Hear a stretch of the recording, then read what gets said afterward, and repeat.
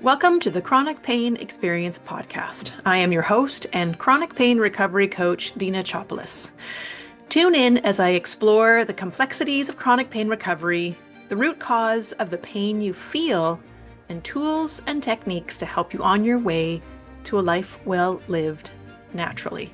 Welcome to part 2 of my 3-episode series on unraveling chronic pain. In last episode, we talked about why you hurt. In this episode, we're going to talk about why are you not getting better. And this information is coming from a recent summit that I did. So I'm guessing what you've experienced so far with your chronic pain is overwhelm with the multitude of appointments, often feeling a lack of support, often desperate to find answers. Often there's concern that something must be terribly wrong if you're not getting better, and fearing that things just won't get better, that this will be what you should expect for the rest of your life. Just a quick recap of what we talked about in the first episode of this 3-part series. Number 1, we are highly adaptable and are built for survival. In other words, we're highly bioplastic. Pain is an alarm system meant to protect, so healing can begin right away. Pain is processed throughout our body and our brain, in all of our systems. And very importantly, if the brain perceives something to be a credible threat, it will send a pain signal. Context matters. And finally, pain does not always mean harm. If you missed our first episode, I highly recommend going back to listen into it because it will help to close up a lot of these gaps for you, because they are important parts of understanding what's going on inside your body and your brain. Today, we're going to explore the top reasons why you're not getting better, such as the gaps in our current system of chronic pain care. We'll take a look under the hood and the changes we see in our nervous system with chronic pain. We'll uncover obstacles that sabotage your recovery efforts. And we'll also talk about the underlying cause to many chronic conditions, which is known as sensitization. Has other names too, but that's the one we're going to go with. We'll talk a little bit about the biopsychosocial model of chronic pain. As we talked about in the previous episode, we now know much more about pain than we ever have before. And the new view of pain showcases that pain is much more complicated than we once thought.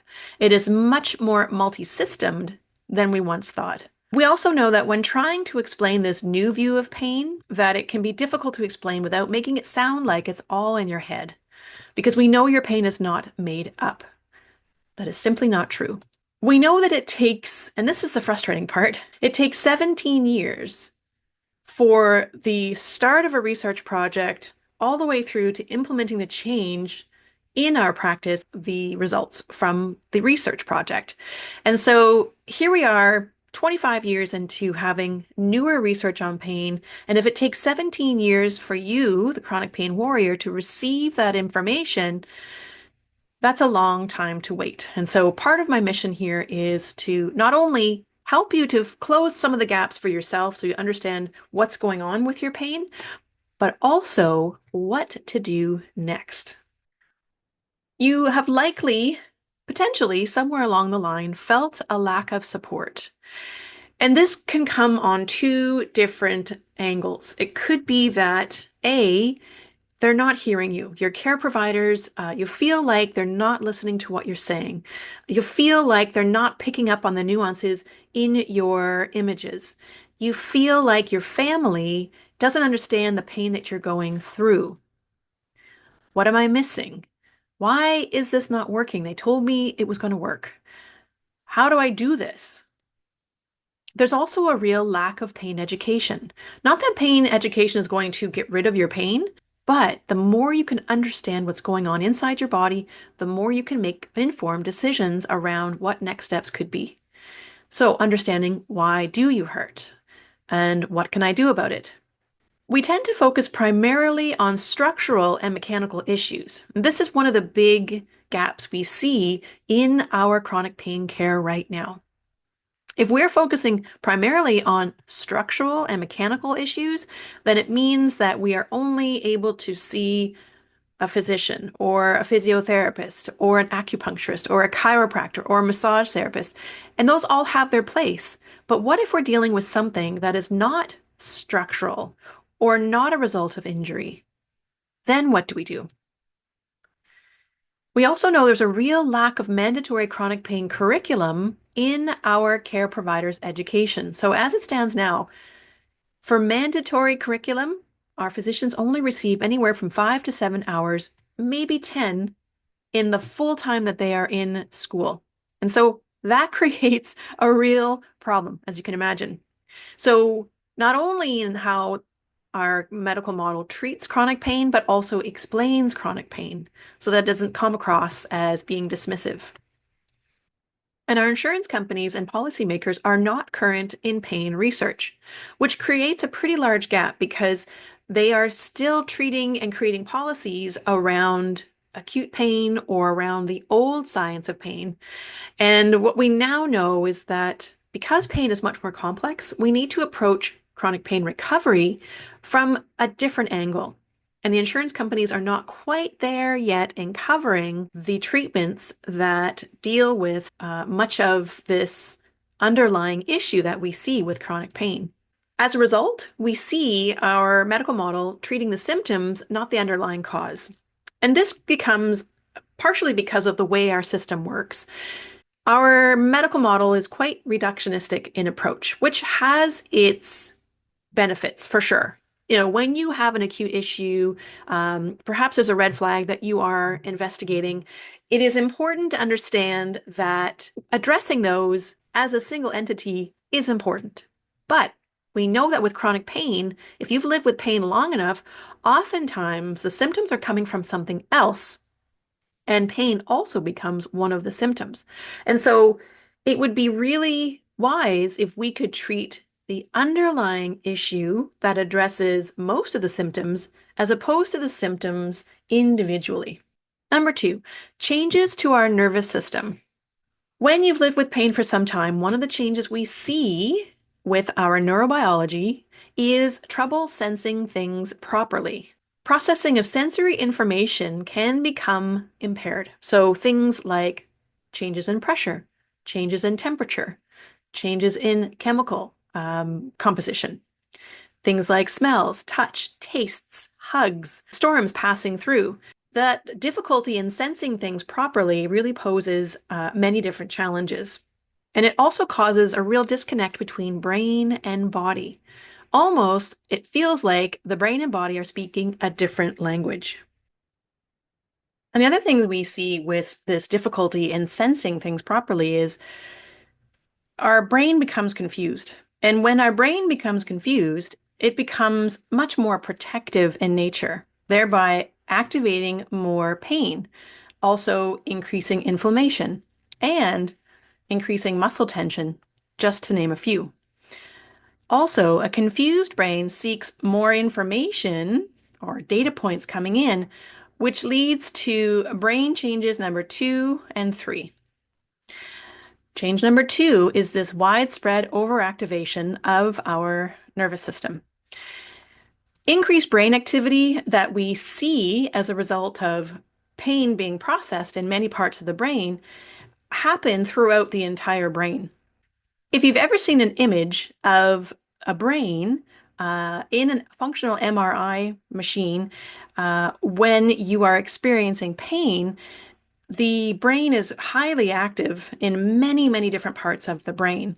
And so when you live with pain, you have this higher activation of brain centers, and this tends to use a lot of energy and resources. So it leads to things like emotional fatigue, physical fatigue, brain fog, anxiety, depression.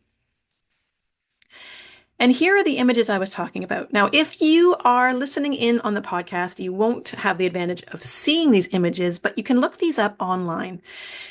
What I have in front of me is a comparison between a brain that does not experience as much pain or pain in general, not chronic pain at least, and then a brain that has chronic pain and has had for some time. So the image of the brain that has chronic pain is almost like a light show. There are so many parts of the brain activated and activated to such a high level that we know it's using a lot of resource and a lot of energy. And change number three, we also see difficulty or real trouble in controlling pain signals. So instead of blocking certain messages coming up from the spinal cord like it normally does, the brain can actually increase the amount of pain signals.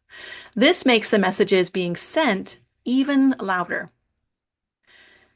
And then change number four, we have this hardwired pain pathways where when you get really good at doing something, it creates these pain pathways. The more you do a skill and the more you get better at it, those pain pathways become much more hardwired. And it's that way for a very good reason. But when you live with chronic pain for quite some time, those pain pathways become a little too hardwired. And so they can change, we can work with them, but the longer you live with pain, the more hardwired those pain pathways become, the more work we need to do to help desensitize them. Nerves that fire together, wire together. You've heard that expression before, maybe, maybe not.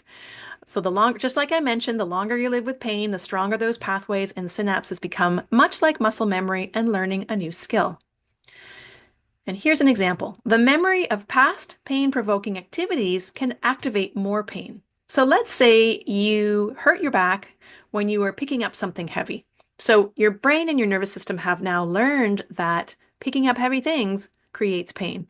And so chances are pretty good every time you go to bend over, that pain comes on again. We talked last time in the first episode about where pain is processed, and it's throughout all of our systems. But we also see the changes throughout these places as well. So, for example, we know that there are changes to our sympathetic nervous system. We know that our musculoskeletal system changes as well. Our endocrine system, our pain production system changes. Our immune system, which is, of course, very much tied into the pain processing system, and our parasympathetic systems, they all change due to life with pain. Now, again, we are learning systems and things are always changing within our body, our brain, but pain is just one of the things that creates change, biological change, if you live with it long enough. And number three, obstacles to recovery. First and foremost, if you live or work in an unsafe environment that doesn't allow you to move forward, you will be stuck in pain. If you feel you are really not getting the support that you need, whether it be medically, family, socially, societally, that will potentially keep you stuck in pain. If you choose to stay with a narrow lens of care, i.e., only addressing the biological or even just focusing on the psychological, then we are going to be stuck in pain. We need to be able to address the biological, the mind, body, and the nervous system. Another thing that might hold you back from recovery is you just simply don't have the information. More obstacles are things like trying to guess your way through recovery. It's much like throwing spaghetti at the wall to see what sticks. When we lack a clear path forward, it can be really frustrating and really challenging to navigate your way through recovery.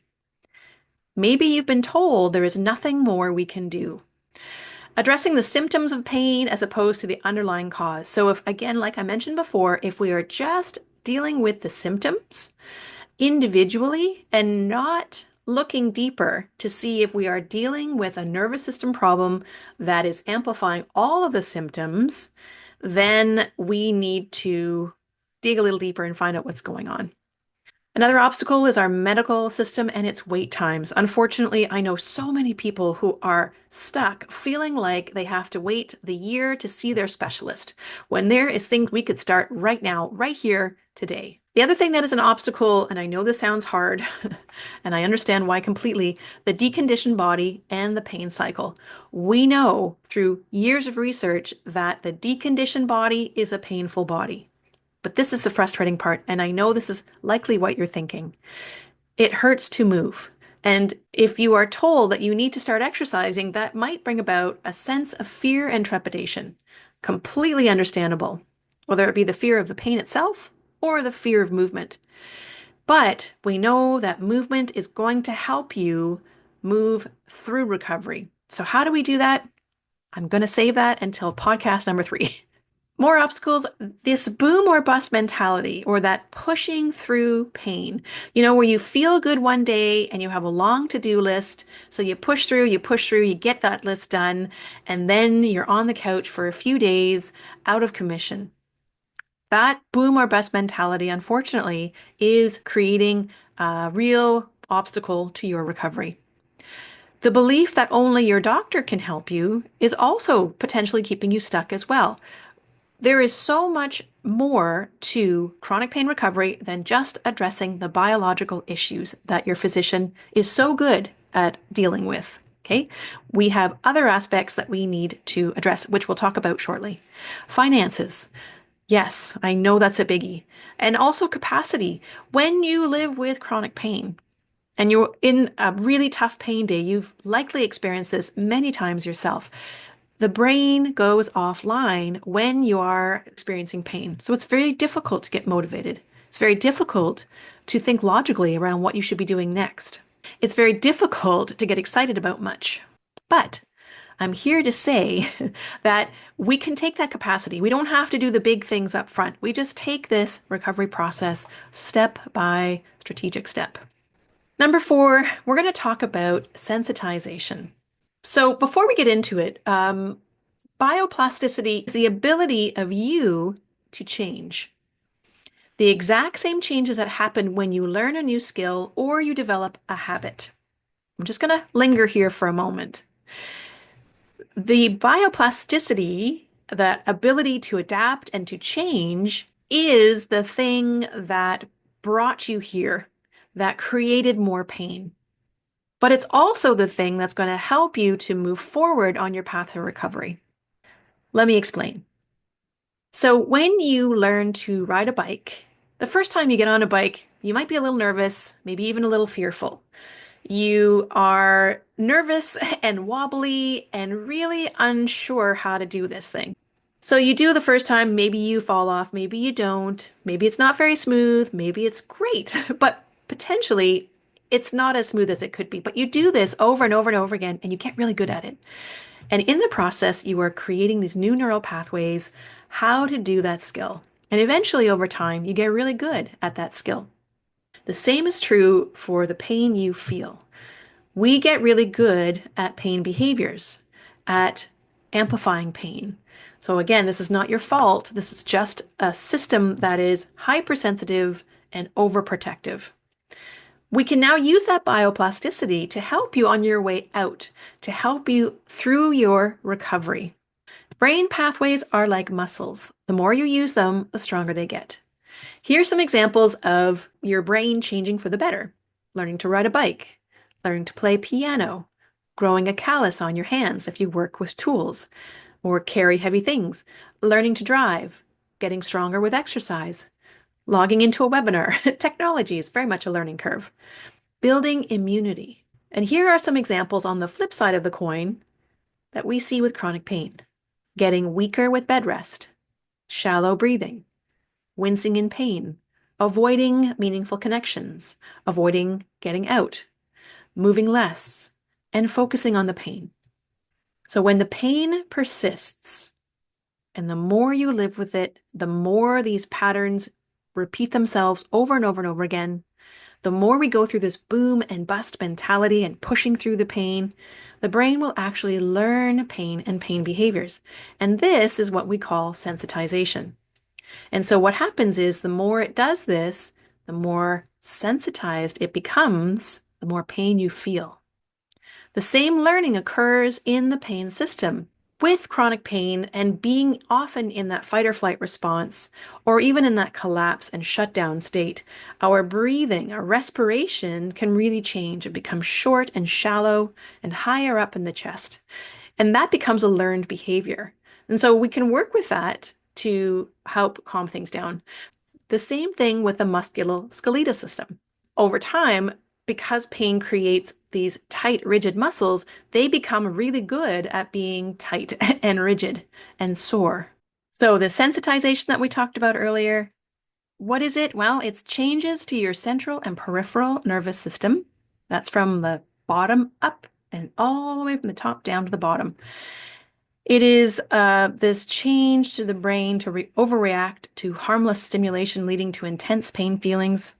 And it's also a high activity state, which uses a ton of resources. Most researchers agree that central sensitization plays a role in many pain disorders, especially when doctors can find no physical cause of the pain.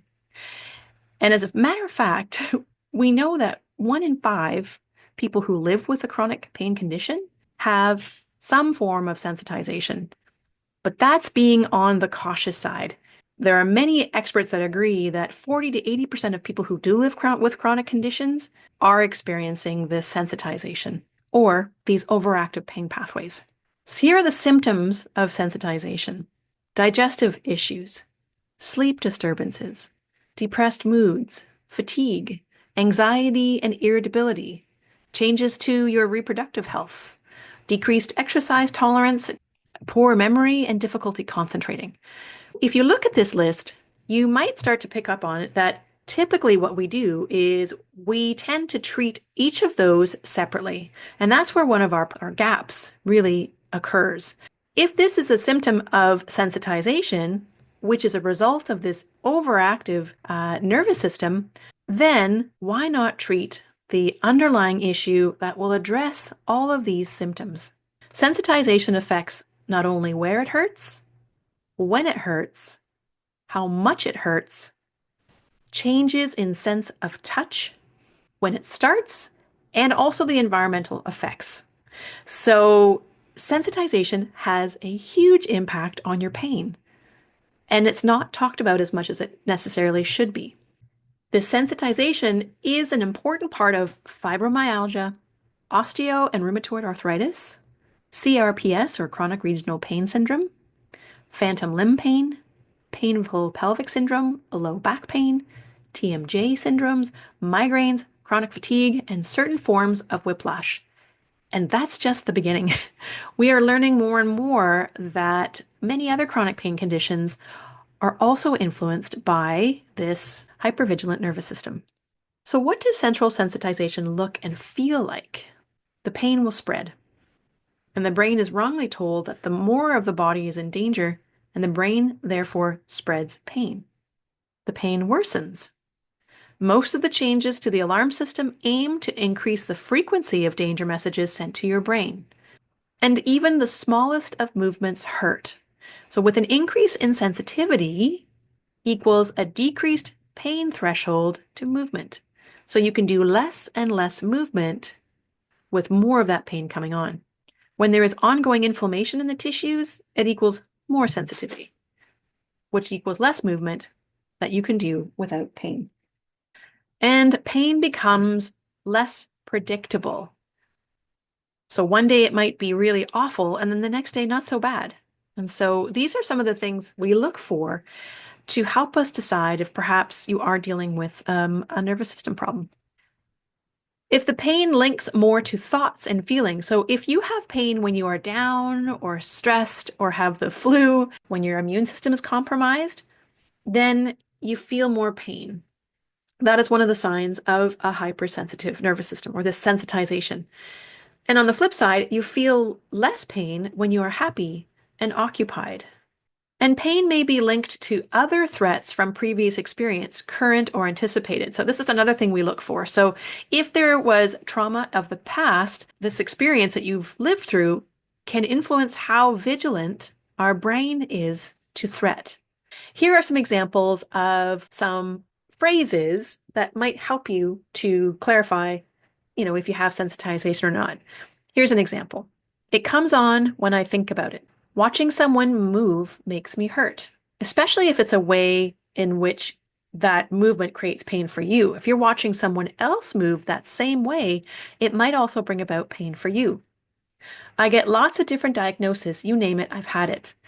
We do know that with this combination of the pain processing centers and our immune system they work really closely together. And because if you've lived with pain for some time, This immune system is constantly sending out inflammation signals, and that's only going to compound health issues. The pain moves around my body. If we truly had an injury to the knee and you were concerned that the doctor wasn't picking it up, but you had pain that started in the knee but moves around to different locations, then the chances are pretty good we don't have a knee problem. We don't have a biological knee problem. We have a sensitized nervous system problem. And of course, nobody believes me. This is the hardest part. When they can't quite figure out what's going on with you, oftentimes they will, unfortunately, make you feel like you must be making this up. Family, caregivers, whomever, when they don't believe you, that is sometimes a signal that you have this sensitization. When you've tried all the things and nothing seems to get the job done. And finally, treatment only ever gives me temporary relief. So what are the changes we see to our nervous system with sensitization? Well, chronic pain alters our central nervous system alarms. They become hypersensitive. The spinal cord and the nervous system is highly adaptable and will respond to most demands that it is given. It does this by getting better at sending danger messages up to the brain, and it produces more sensors to receive the danger messages.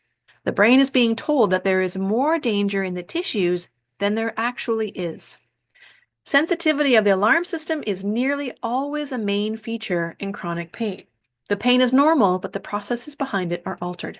Pain starts to dominate every aspect of your life, your work, your friendships, your family life, your hobbies, thoughts, beliefs, emotions, even movement. It's not just the experience of pain that is chronically produced, it also draws in other protective systems too, such as your sympathetic nervous system, your motor system, your endocrine system, your pain production system, your immune system, and your parasympathetic system. And we know that thoughts and beliefs are nerve impulses too. For example, I'm in pain, so there must be damage. Okay, so that is creating a threat for the brain. I'm staying home because I won't be much fun anyways. And these thoughts we need to work through for sure because they are increasing the pain. I'm so scared of injuring myself again. That's a big one. I hear a lot of clients talk about this. And also, it must be bad if the best MRI cannot find anything. By the way, if even the best MRIs cannot find anything, chances are pretty good we're dealing with sensitization. So when it comes to chronic pain treatment, what is getting the most of the attention? And I hinted at this earlier. Yes, you guessed it, it's the biological aspect. So the biological aspect is things such as the treatment itself, the diagnosis, nerve ablations, any procedure, surgery, or treatment that relies on the mechanics of the body. Physiotherapy, chiropractics, massage therapy, osteopathy. And again, they are all important. They have their place. But if we're just relying on that, just the biological aspect, we are missing two-thirds of the pie. We're missing the psychological and the sociological. The psychological are things like our thoughts, our beliefs, our memories and our lived experience, our emotions, the meaning attached to sensations, any coping behaviors that we've learned along the way, any trauma you've experienced or are currently experiencing. And then there's the social aspect, which are things like access to care, culture, the school you go to, work, family, the society around you, the environment you live in or work in, and any sort of stressors are all lumped into the social aspect. So we've learned so much more about the impact of all three of these on the lived experience of pain. We are not treating the full experience of pain, nor are we treating the underlying cause of stubborn pain. So we're going to take it one big step further to really offer you clarity on what happens next. If pain is at the center of these three circles, we have first this biological piece or the structural and mechanical piece. We also have the psychological or the mind and body piece. And finally, we have the nervous system. And all three are equally responsible for the pain you feel. So what are we missing? The nervous system. We're going to talk more about this in our next episode. So we're going to do a quick summary here because I know I've shared a lot of information with you. The biggest reasons you're not getting better because there are gaps in our current model of chronic pain care. You may also not be getting better because there truly may still be a red flag that needs to be addressed. And we always want to be mindful of that. Perhaps you are living or working in an unsafe environment that is keeping you stuck in stubborn pain. We know that not having the information, not having a basic understanding of pain works, will also deter from recovery. A lack of support, dealing with this sensitization, a mountain of obstacles, treating the symptoms and not the underlying cause, and no guidance. If you don't know which way you're going, it can be hard to get there. And because ultimately, when we are treating hypersensitivity with the same protocol as you would with a nail in your toe or an acute hamstring injury, pain recovery becomes near impossible. Here are the key takeaways from today's episode. We are fortunate to have the medical care and the equipment to help diagnose, but there are gaps that are hindering your recovery. Many things influence pain, but there are also many things that can help change pain. So please don't think you are stuck. We are adaptable and bioplastic with an incredible capacity to heal and to change. And finally, there are changes to our biology, to our nervous system with chronic pain, this sensitization we talked about. But these changes are normal and can be worked with. The challenge is the longer you live with pain, the bigger these changes become, which is normal. It's just this sensitization is preventing your recovery. Thank you so much for being here, for tuning in, for being a part of this little podcast. As always, if you can share and like this podcast, maybe even go to Apple and rate it, it only means more people are going to hear this episode. I want you to go to my website. You'll find the link in the show notes. And I want you to go and take the sensitization quiz. This is an opportunity to get more clarity around if you're dealing with a nervous system problem or not. The other thing I want you to do is I want you to book a call with me. If you are suspicious that you are dealing with a sensitized nervous system or overactive pain pathways, the next best step is just to set up a free, no obligations call. The best way for us to connect and find out what's going on with your pain and make suggestions for next steps, so that you can get back to living your life with less pain and much more control. Thank you so much for being a part of our little podcast, and have a great day.